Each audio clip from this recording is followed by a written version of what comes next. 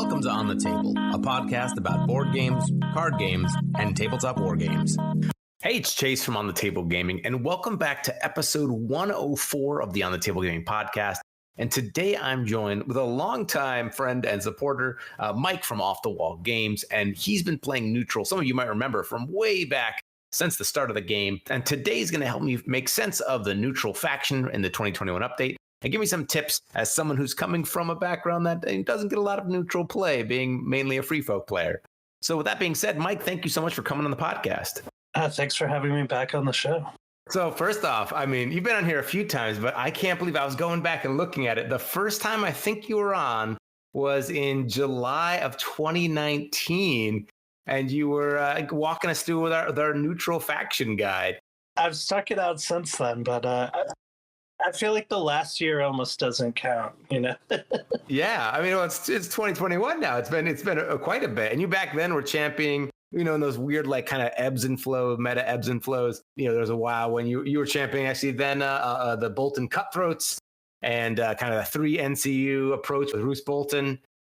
And I can't remember if that was around the time when Don Shelkey started going the opposite direction, doing like really powerful small units. You know, you're preaching the word about neutrals back then as one of the most diehard neutral fans. So it's exciting to get to touch base again now. And what's kind of interesting is now we're at a whole new edition. It's the 2021 update. Someone who's had a lot of time playing neutrals, and now with this new version, what might be what you're thinking is like some of the best things that's come out of this for neutrals? Absolutely. Well, first off, we'll say neutrals are in a pretty good place right now. Just kind of the update to the entire game in general and kind of everything being leveled out as far as efficiency and kind of some normalizing of points and stuff has really put neutrals in a solid spot. They continue to just be a really good generalist, well-rounded faction. The tactics deck has remained very strong and has elements of control, elements of offensive capability and card manipulation, all which combine to make a really unique play style in a lot of ways. I think really for me, what I'm looking at right now with neutrals is our units are still very strong. One of the main advantages, of course, taking neutrals rather than allying them in with another faction is being able to break that 50% restriction for list building. So kind of my approach recently has been maximizing those really high value units that you would only maybe able to take one or two of. And, going back to the old version, I guess, the olden days, you were someone who was a big champion of the Bolton Cutthroats. And I remember that being a unit that when they first started teasing some of the changes, there was a little bit of like sky is falling about that unit. Before we get into maybe talking about some of these units in more detail, how are you feeling about the changeover of a lot of these core units to the new update? Definitely. Well, we still have, I think one of the most important things you can have in list building is a 5-point unit, and a solid 5-point unit generally be your best source of 2 activations under 10 points, that being if you want a combat presence. And I think right now we have a much more interesting choice going on between the Stormcrow Mercenaries and the Bolton Cutthroats. Just quick comparison, the Bolton Cutthroats are still great at token generation and tend to be very consistent in combat. Once they're locked in, they get rerolls now, and they're still able to spit out vulnerable tokens. So they're still a great unit, but kind of our offensive choice. And then on the flip side, you have the more defensive / flexible choice in the Stormcrow Mercenaries, which are really kind of like a build your own unit. They're a really efficient way to kind of take a 1-point attachment and fill in some places in a list. So depending on how you want to build, you have 2 really great options. So a lot of times when you're building out a force, you might have like foundational units that you sort of build your army around, or at least that's like the core chassis that you put in. Do you typically look at, trying to get in 2 5-point units as your base when building a neutral force? So one of the really interesting changes that came with the current edition was the removal of NCU commanders. And what that did is if you still wanted to run 3 NCUs, which is definitely kind of a meta-defining choice, you generally had to take an NCU commander who was going to be a 0-point activation. That's not really an option anymore. So that's kind of moved the math around a little bit as far as number of activations and the ratio of combat units to NCUs. So what I'm seeing, especially for neutral lists, is typically you're going to be running around 7 activations. And really the question is, do I want 5 combat units and 2 NCUs, or 4 combat units and 3 NCUs? And I think really that's kind of like the cornerstone decision you have to make. Part of that's going to be meta dependent, what people are playing around you, what kind of lists you're seeing, if you're going from a competitive standpoint or just a personal playstyle preference, whether you want to, focus on maybe 4 elite units compared to moving around 5 combat units. So, as someone who has spent a lot of time enjoying free folk, neutrals are always one of the blind spots for me, one that I often struggle, not even going into, but also, if I want to play a faction, neutrals are probably what I have the least amount of experience with. It's just not something I often reach for, like pure neutrals. Absolutely. So, if I was jumping in with neutrals and I wanted to start playing games with them, what might be the foundational units that I would really want to look at and maybe spend some time mastering, so that I could have, an efficient style of play in this faction? Absolutely. I also think you touched on something really important. Neutrals tend to be a less represented faction. You don't see them as much as other tables, so that might be really appealing for some players who kind of want to do something a little more unique, something out of the ordinary. And then also, as you mentioned, a lot of people aren't really prepared for the surprises that neutrals can pull. That can be really, really satisfying. On their end, it's satisfying. When you're receiving it, you're like, what? It's certainly one of the perks of the faction, and shouldn't be overlooked. Yeah, you actually get your surprise strategy where they're actually surprised. Just saying, wait, you're getting to do what from the discard? Yeah, you can really get into the character of the faction that way. It's a ton of fun. There's a couple ways to go about it. Personally, I might start by looking at some of the commander options out there.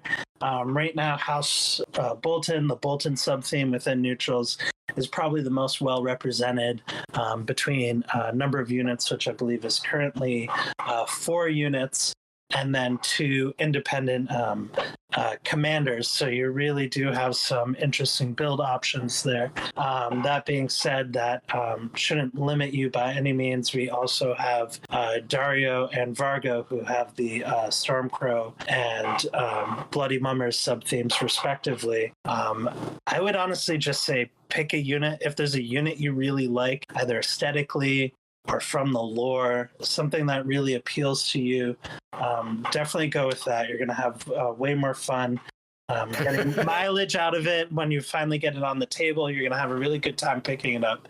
And then kind of just build out from there. So that's a little bit more fraught in neutrals, though. I feel like if you're like, well, my favorite character in the lore is Ramsay Snow, everyone's gonna be like, oh, okay, all right, what do we got here?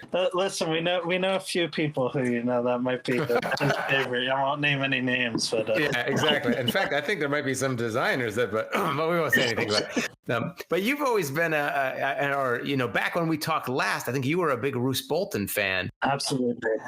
Is that still something you're reaching to as like a go-to commander when you play? One of the first things I looked at was Roose with the new edition change, and he's just gotten better on every single front.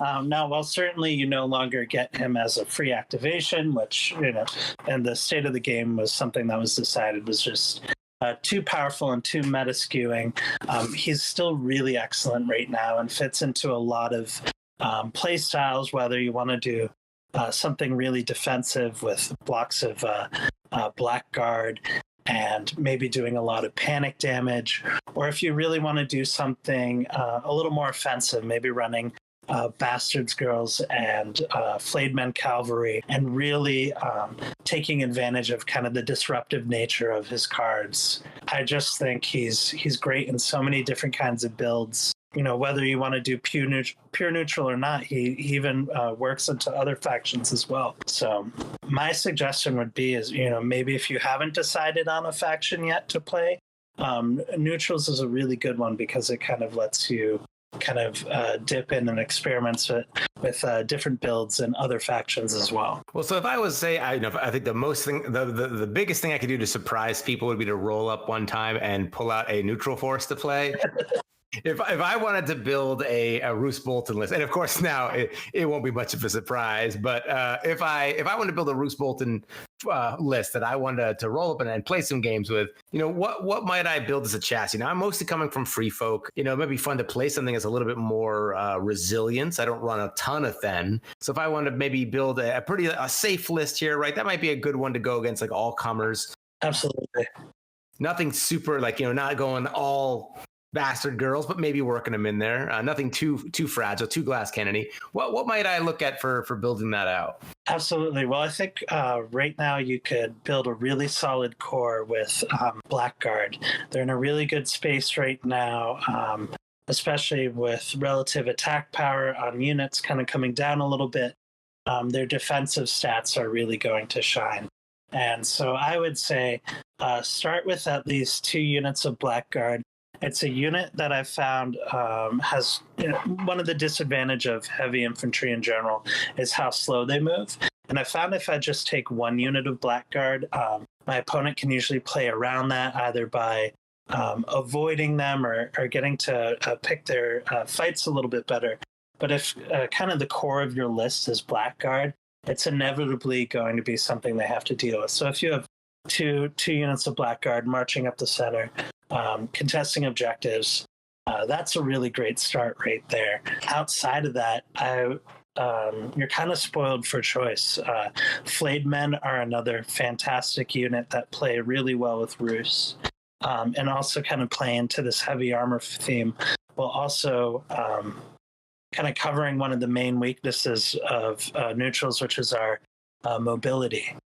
So this is certainly a unit I wouldn't necessarily run out in front, but rather keep as a countercharge unit to protect the rest of your line, maybe get into the flank, but really try not to overextend with that unit because it's something that can disappear very quickly. Speaking to that idea of mobility, with the 2021 update to game modes, those deployment zones going up to 10 inches, we're seeing kind of a standard deployment there. It's a little bit further on some modes than it used to be.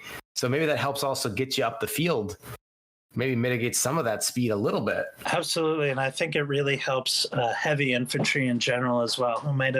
You might have to invest in the tactics board really early, or in other factions spend cards to get that movement zone and move your stuff upfield, where here now you're getting a few in some cases extra maneuvers worth of range there. So I think this is a place the unit can really shine. One thing I would consider as well when I look at list building, not only for neutrals, but just for factions in general, is having a mobile element. So something like cavalry, which has a really good charge range, but also having a ranged option. And I try and include at least one ranged option in every list I have.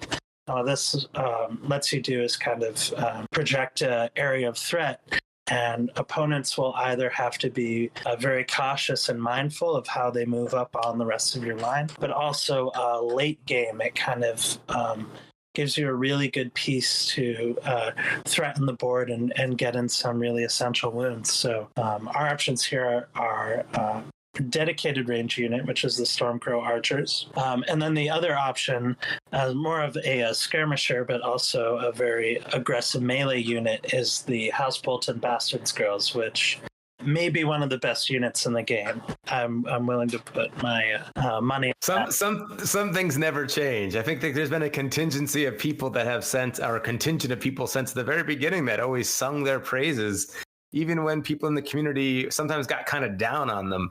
If you wanted to speak in the defense of Bolton Bastard Girls or to laud, to sing their praises, what makes this unit so exceptional? Oh, listen, they've only gotten better with every iteration of the game so far. I almost don't want to say anything because I don't want them to get nerfed at all. I'd rather I'd rather it stay a good secret. And apparently they've been untouchable though, because I feel like if that's the very beginning, hasn't every update kind of increased their power level a little bit? I believe they recently got an increase to their base movement speed as well. And right now their ranged attack is fantastic. Now they only throw 4 dice.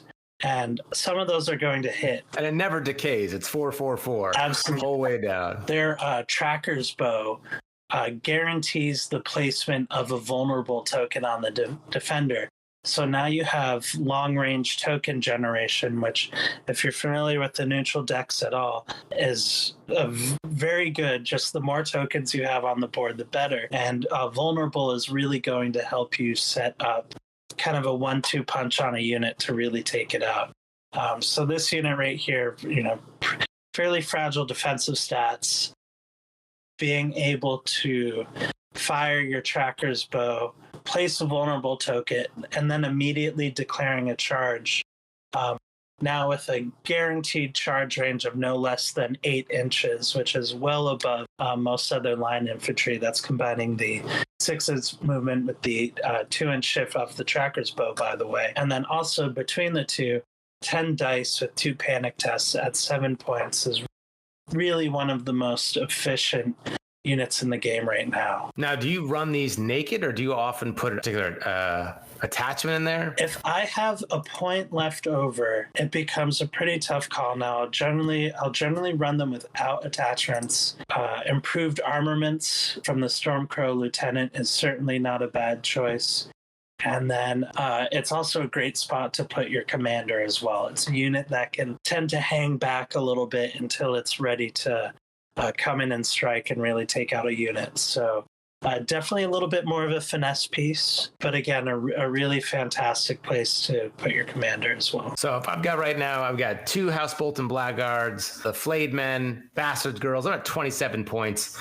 Maybe we look at some NCUs and then come back and maybe fill in a few. Absolutely. Now, do you have any go-to neutral NCUs that you just love to play, and that when you build a list, you start already thinking, like, this is the guy that I'm going to, by default, probably include unless a very specific situation or matchup dictates something else? So pretty much every list that I have right now runs Peter Baelish. And now that's for a couple of reasons. First of all, he's a 4-point NCU, so already our cheapest source of activations that we can put into neutral. But outside of that, if we take a look at the neutrals deck, we have 2 zones that are really important to us. One of those is going to be the letter, which orders, which really helps us set up some of our combo and control elements. And then we have the bag, which allows us to build our defensive stats a little bit as well, but with the inclusion of the Stormcrow sub-theme, also an additional avenue for attack. So Peter Baelish in almost any list is always going to be a great choice. For instance, there's times where you're really going to want the letter early in the round, not really have the tempo or the ability to claim it in a way that it's going to be most effective. So with Peter Baelish's Master of the Game ability, he can once per game at the start of any turn select one zone, and until the end of the round, you count as controlling that zone. So that can really help us set up some of our important cards. So he, 9 times out of 10, he's going to be in my list. Okay. And that brings up to 31 points. Now, with so much heavy armor here, and then our Bastards Girls, should we be looking at dropping in 2 NCUs, 2 more NCUs? What might we pair with this? So this is really where we can kind of start making that decision of whether or not we want to go infantry heavy or NCU heavy. The advantage of going NCU heavy is we're going to get a little bit more of a force multiplier off of these powerful units of ours, and having more NCUs will help us support units like the Bastards Girls or the Flayed Men, for instance. Really kind of get a little more value out of them. Personally, for me, especially with Blackguard, they tend to be a little more pillow-fisted. They don't have a great attack profile, but they do have vicious. So one thing I do like to look at for NCUs is Jack and Hagar, Follower of the Red God. Now, this is a really versatile piece for 5 points, and especially in a more control style build, we have a couple options here. We have his first option, choosing a name, which allows him to replace the influence ability of any other enemy, friendly or enemy NCU until the end of the round. Now, for our purposes, this will likely be an enemy NCU, but against certain builds gives us a nice parity or even a nice counter that we can kind of bring up in a mirror match kind of way against certain opponents. And then our other option is a name given, which goes on one of our friendly units and gives the unit precision. So something for like House Bolton Blackguard, statistically speaking, you're going to get at least 1/6 on the 6 dice on your attack profile, meaning you're guaranteeing yourself vicious off of the spiked flail, which again lets them hit a little harder than their profile might say at first glance. So he's definitely one I'd throw in. And that would bring up to 36 points out of 40 with no attachments, but a lot of armor, and then our bastard girls ready to push out some damage. Absolutely. Now, when you run your Blackguards, is there any attachments that you like to throw in there? Well, I think actually for Blackguards in this list in particular, this is a great spot where to put Roose Bolton. All right, a Leech Lord.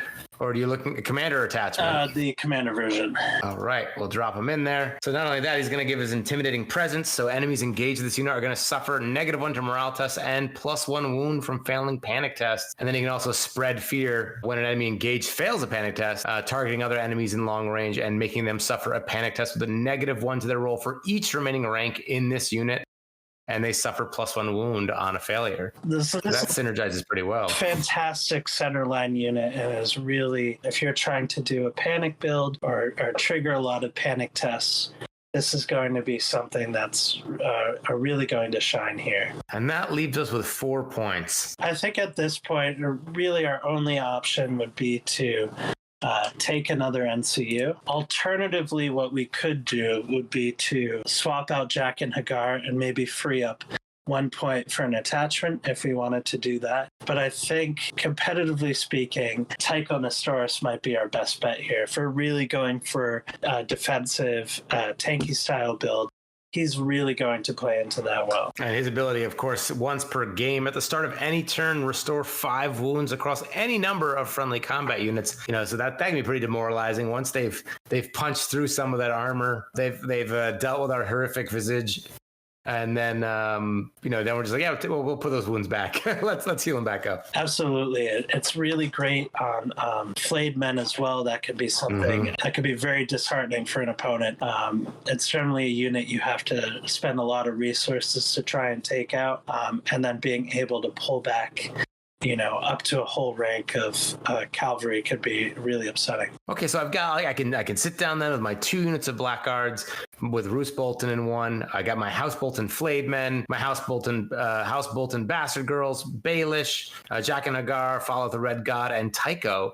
I show up, I can set them down, ready to play. But, I haven't had a lot of time with the neutral tactics deck, though. Are there certain cards that I want to be keeping an eye out for? Sometimes you can get a little bit overwhelmed when you're playing a faction you're not used to and you're missing opportunities or triggers. Are there some things I should be, keeping an eye out, being like, hey, when this card comes up, like, you're going to want to use it in this sort of situation? Absolutely. Well, there's a couple cards that are just generally awesome to have that don't require a ton of setup and are generally always a happy sight. Whether in your starting hand or later rounds. One of them is going to be Tactical Approach. Now, this is going to increase the combat or defensive output of a unit. This is something that's very versatile. Gives you an additional bonus if you control the letter as well. And with that, too, it's your commander's unit also can give a bonus to it.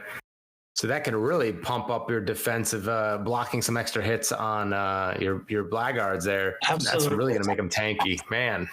Another one that is just absolutely fantastic and arguably one of the best cards in the deck is going to be Issue Commands. And now, if anybody was familiar with the old Tyrion commander from Lannisters, he had an ability to basically skip his own unit's activation in order to have another friendly unit attack or charge again. Now, this is something that neutrals get standard, which is fantastic. So maybe you have a House Bolton, your Blackguard unit is hanging back a little bit, isn't necessarily engaged. Maybe your opponent's avoiding attacking or charging it because of horrific visage. This is a really good way to say, okay, you know what? I'm going to sit here where I am. I'm going to go have my House Bolton Flayed Men attack again, or my Bastards Girls attack again. Fantastic, yeah. And that can be utterly game-winning right there with that card alone. Those dastardly neutrals. And then with Roose Bolton himself, he's got a Flayed Man, has no secrets, fear keeps a man alive, and whispered threats. Any particular things that we want to be aware of in using those cards? Okay. Just a quick aside, in the way I see this list being played out as not being too aggressively. Your heavy units are going to slow down the rest of your list. I would absolutely say resist the temptation to run forward with your Bastards Girls or your Flayed Men, even though as fast as they are and the amount of damage they can put out, you really want to keep them there to kind of protect the rest of your line. And then, maybe front load your NCUs a little bit, prioritize playing the non-combat zone or the politics game. And I think this is really where Roose tends to shine. You have his card, Whispered Threats, first of all, which allows you to put more tokens on an enemy unit. Yeah, they are not want for the token game here. Absolutely. And that's going to be one of the strengths of the neutrals as well, with adapted methods as well, which is another one of their cards. That's going to let you replace one condition token with any other condition token. Or if you control the letter, you may move a token from a friendly unit to an enemy unit, or between enemy units. So that can be really fantastic as well. His other card, I think my favorite card out of the whole lineup is A Flayed Man Has No Secrets. Now, this is going to double down the importance on condition token management, but what this essentially will do is prevent an enemy unit from benefiting from an ability or a tactics card. One of the big changes we saw with the 2021 edition was a significant reduction of kind of this ability to cancel effects or abilities. But Roose has maintained this. Now, this is absolutely amazing ability. It can allow you to cancel really important tactics cards, such as an opponent's issue commands, or I believe correctly, even cancel an order on a unit as well. Yeah, I mean, anytime you can just say nope to something, and it's at the cost of a condition token, but you can generate those somewhat handedly. So absolutely. Well, this looks fun to play, and what's cool about this is there is no neutral starter set. But we're not talking about anything like incredibly out there as far as purchases, right? We're talking about 4 units and a hero box, or 2 hero boxes, I guess. So, you're still within that like acceptable realm if you want to jump in with a game and you're like, for some reason, neutrals are the way I want to go. Maybe there are too many free folk players in your local meta. And so you just jump in here with these purchases and 5 boxes, 1, 2, 3, 4, 6 boxes, you've got your full force. And with those 2 hero boxes, hero box 1 and 2 for the neutrals, you got a lot of ways you can switch up just even this base set that you have here. Absolutely. Once you start switching commanders to, it's really going to open up a ton of options as far as what you could play. Barely scratch the surface of what you could do with all the different commanders. And this is a pretty standard, Bolton style force. We also have the Bloody Mummer Skirmishers. You've got Stormcrow Archers, the Zorsch Riders. Are there any kind of units in the neutral faction that you feel like maybe sometimes people are sleeping on? That maybe people are, besides maybe the Bastards Girls, that maybe sometimes people underestimate. I really, really like the Stormcrow Mercenaries. And I really think the best use for them is kind of as a home for a 2-point attachment. And we have some really, really phenomenal 2-point attachments in faction. specifically looking at Vargo and Brienne. They're massive force multipliers for what would normally be a 7 unit and most other factions is now a 6-point unit in this case.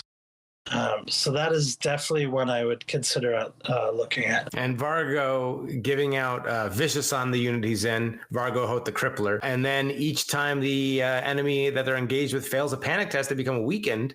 So giving you a little bit more survivability. And after this unit completes a melee attack, you may expend 1 weakened token from the defender if you do destroy 1 infantry attachment in that unit. So, I mean, this is a triple threat. It's really good. We also don't forget Motivated by Coin, which will allow you to use the bag to kind of fish for an extra attack. And maybe get either another chance of that weakened token or the assassination. Oh my God. Especially with how strong we've seen a lot of 3-point attachments be in this edition, whether it's a Night's Watch watch captain or an unsullied officer.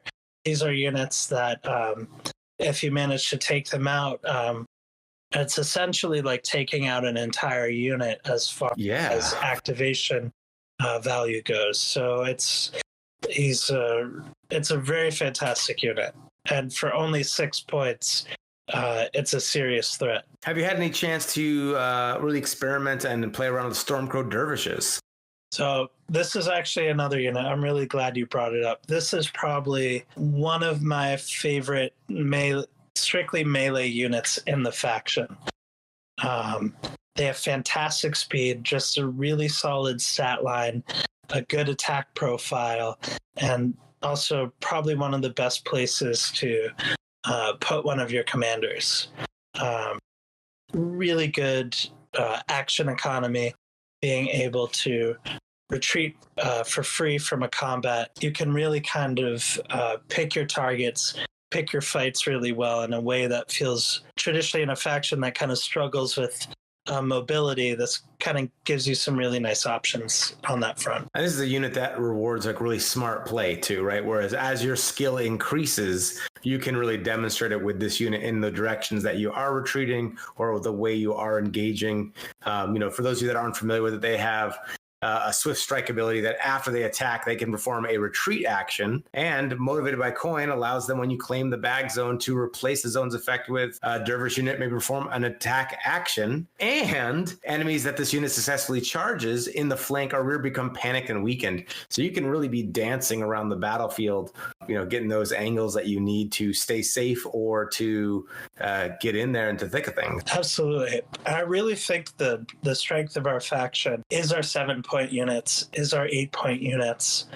This is stuff that a lot of other factions are lucky if they could take 1 or 2 of.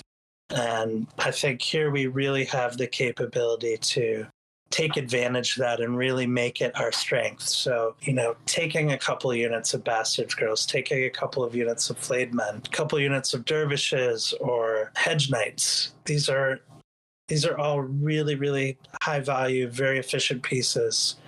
And I think that's where you're really going to see the 3 NCU style builds shine. Now, you brought up the Hedge Knights. That's one of the more recent additions to the faction. One of the things that you see across a lot of these units, especially like your Storm Crows or your Hedge Knights, is benefits for when you control the wealth zone or certain zones on the tactics board.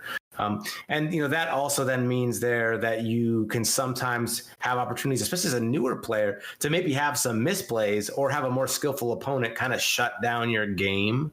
Is there any advice you could give to people starting out with neutrals to not fall into those sorts of traps, to really set yourself up for success in having these kind of force multipliers actually be able to go off? That's a really good question. I think, first of all, just being aware of the tempo of the game. If I grab this zone, what's my opponent going to do? Maybe try to think a move or so ahead.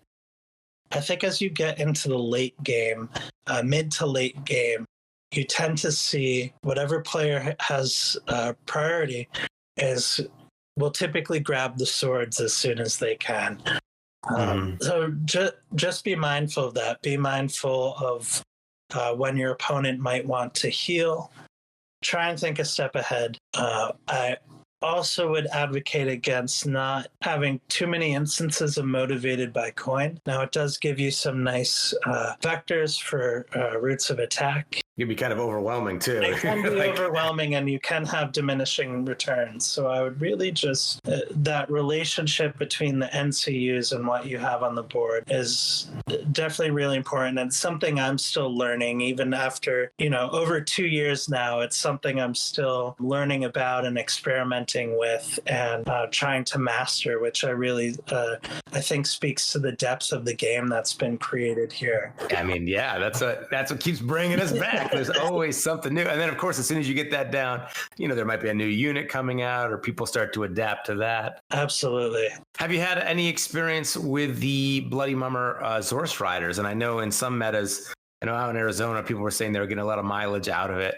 Out in Texas, they said they were getting a lot of mileage out of it. And I think it was in San Antonio. But, I know in other places that's kind of hasn't really made a blip much at all.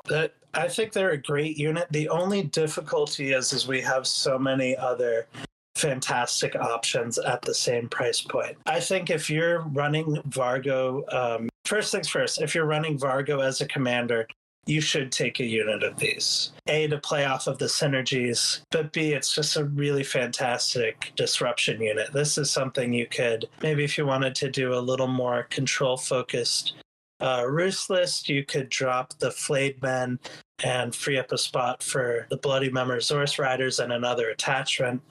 I mean, this lets you, it's very rare to be able to shut off the abilities of a unit in this game at any point. So the fact that they have that built in as kind of one of their defining features really makes them a strong consideration.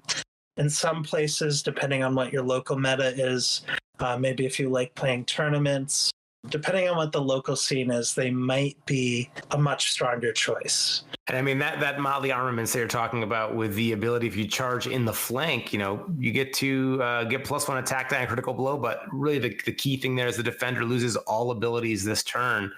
And, they're elusive. They got elusiveness. They may reroll any retreat distance die, and the enemies that they disengage with may not pivot and become weakened. So you can get a little bit of hit and run there, but maybe not something you're going to want to double down on, like you were talking about earlier about how you might want to run, 2 Flayed Men or 2 Blackguard units. Maybe they're a little bit more pillow-fisted compared to some of the other options you might have. Yeah, they're definitely more of the finesse piece, and having the requirement of needing the flank or rear to get the bonus. If you're running 2 units, it seems unlikely that you would be able to get the flank, whether I notice most players might deploy to one side in a refuse flank style deployment to kind of block one of their sides with the board edge, or they might have a very mobile countercharge style unit on their own flank to kind of protect against this sort of thing. That being said, when it does happen, if you could set this up right, this is a really devastating piece. And then we talked about the Bastards girls, but and we had weighed them off against Stormcrow archers. How do you make that decision in your list? Are there certain things you're looking for when you want to take your Stormcrow archers maybe over your Bastards girls? So the Stormcrow archers are definitely more of a dedicated range unit. You're throwing a lot, just about twice as many dice as the Bastards girls, and their mercenaries' longbow ability tends to get more powerful the more zones you control. So if you're playing a really defensive NCU heavy list, this is actually one would work great in our Blackguard list if we wanted to swap out the Bastard girls. It's really player preference. But also maybe in a list where you're running 5 combat units and having a reasonably priced 6-point range unit in there is really going to help support the rest of your list. I think the only unit we didn't touch on here is the Bloody Mummer Skirmishers, another 6-point option. And they've got their Mummer's Blade. If attacking an enemy that is not activated this round before rolling attack dice, the defender becomes weakened, so you get some token generation. They've got Counter Strike. When an enemy attacks them, each time the enemy misses, for every miss, they suffer a hit.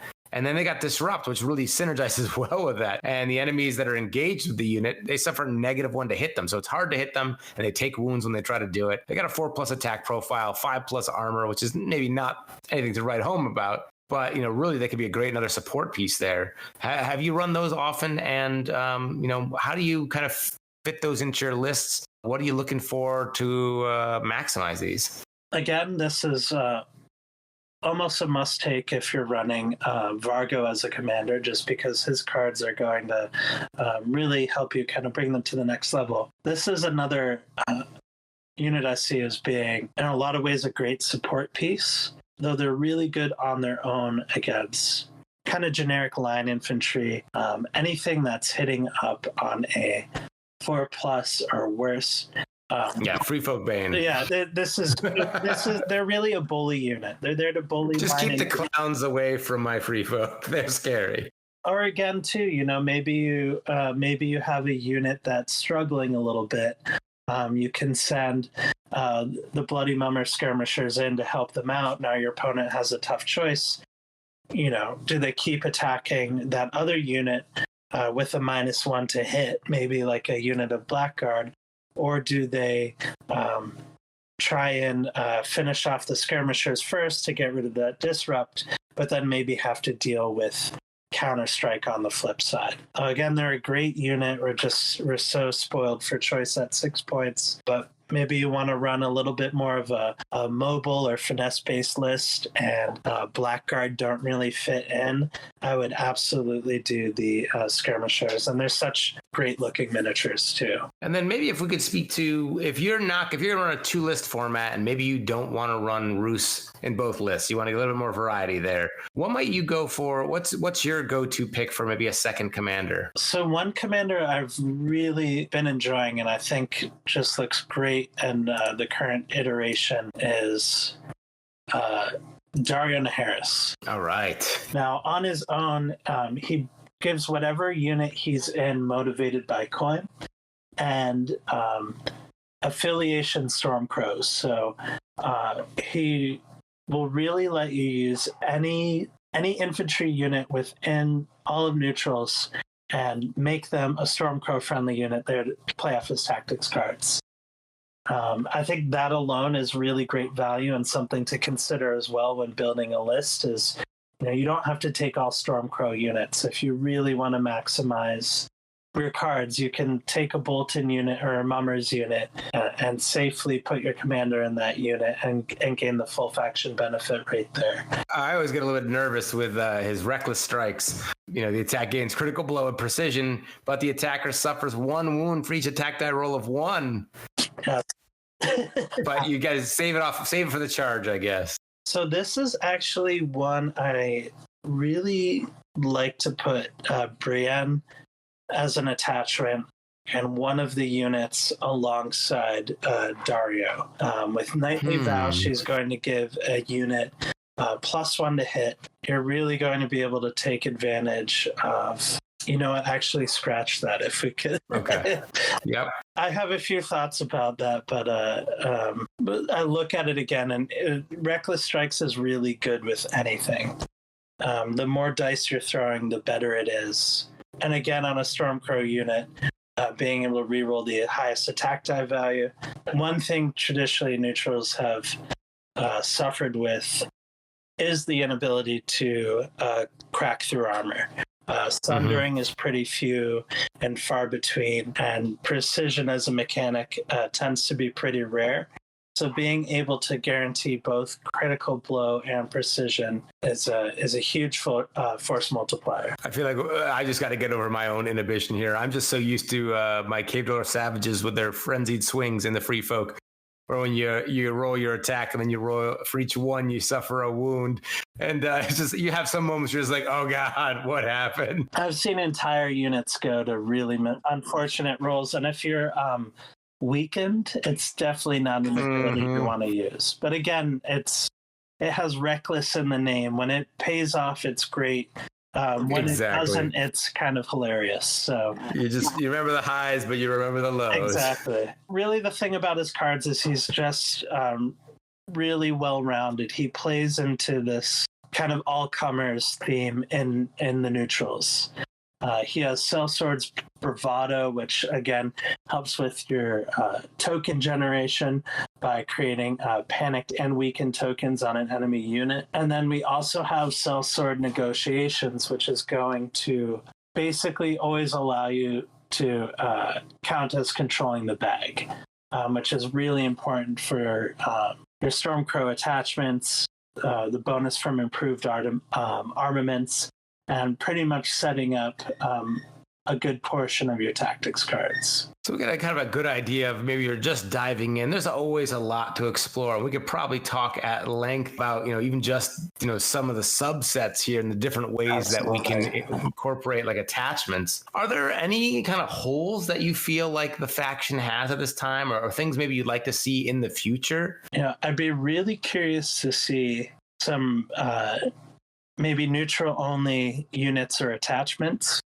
I think that would open up a little more design space. I would argue one of the strengths of the faction from kind of a collector's standpoint is that you can pick up some neutral units, and maybe let's say you start a new faction that isn't neutrals, or you already have an existing faction. You can safely slot in these neutral units or neutral attachments and kind of open up some interesting builds that you couldn't have before.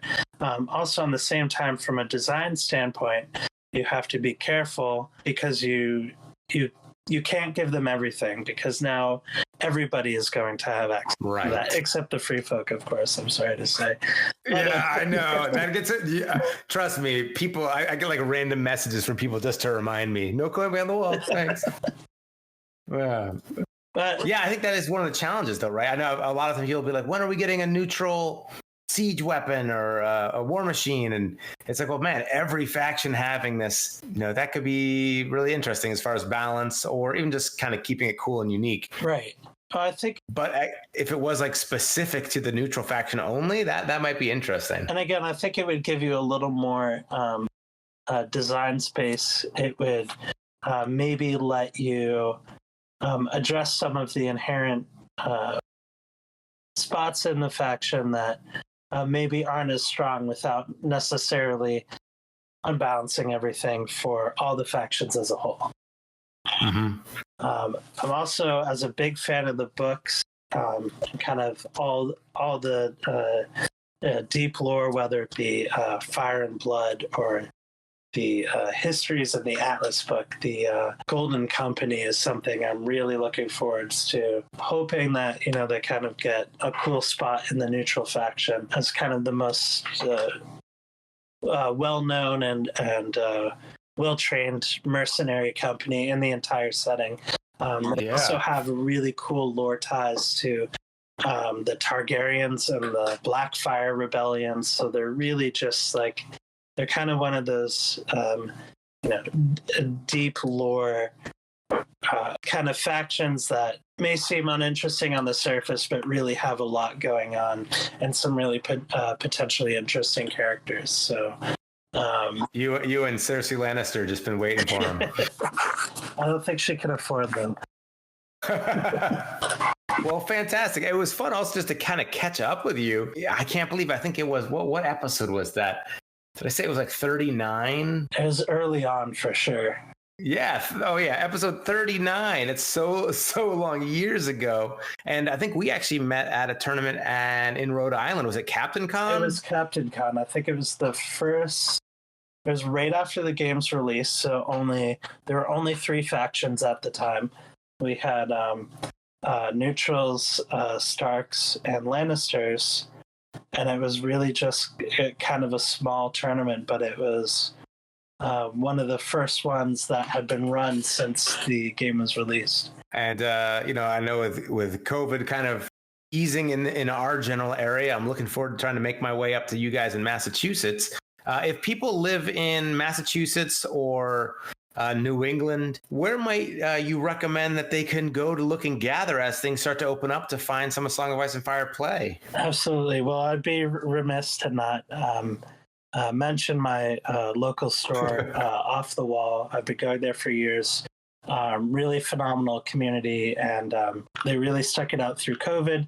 And we really have a great selection of Song of Ice and Fire players there. So we're hopefully going to start our Friday pickup games again There used to be a time you could walk in and see you had 2 to 4 games of Song going on every Friday. So hopefully looking into going into that. And then I believe there are 1 or 2 shops over closer to the East Coast. So if you're in the Boston area, there's a spot out there, I believe Alpha Omega Hobby. We've gone there for tournaments as well, and they're also a really, really nice shop. But yeah. Well, we'll have to talk about maybe getting something going with a little tournament or something, or just unite the clans. Yeah, we're overdue at this point. I think everybody, between the edition change and everything opening up, I think folks are really excited to start playing games again, which has been nice to see. Well, absolutely fantastic. Thank you so much for taking the time to come on here and talking about neutrals. I can't promise if I come on up there that I will bring neutrals. I might just bring my free folk, but I'll be tempted. Or you're going to show up and you're going to be like, oh, really? This list, Blackguards and we literally just talked about this one. Then you can tell me how I can play it better. Oh, it'd be great. Teach me your ways. Yeah, if you show up with neutrals, I might show up with free folks. So we'll see. Oh, well, now that's tempted. Is it weird? I get kind of worried. I feel like I got to travel with my free folk in tow. So if you're not playing neutrals, I feel like we both get a pass then. Right. No, the sky's this might be a point, thing. Yeah. Thank you so much for coming on. No, thanks for letting me rant at you about neutrals. No, I love it. Are you kidding me? I just like to hear people talk about things they're passionate about. And I know that you have such a depth of knowledge. I've heard back in the day too. Yeah, do you miss any of that? Do you miss any of those old panic rules where you'd take the 2d6 wounds? Those bastard girls back then. You're like, your old snake eyes twice. You don't really need a flow chart or to re-remember your second grade edition classes on the fly there. But I'm honestly, the normalization of the panic has been really nice, and I think it's it's not as swingy now. I think there's a lot of feel bad moments where folks would just roll really poorly and lose a unit. So I like where it is right now. Yeah, absolutely. Well, we got to catch up some more, maybe off air here or afterwards here. Sure. Thank you so much for coming on. And in the meantime, I hope you get your miniatures on the table.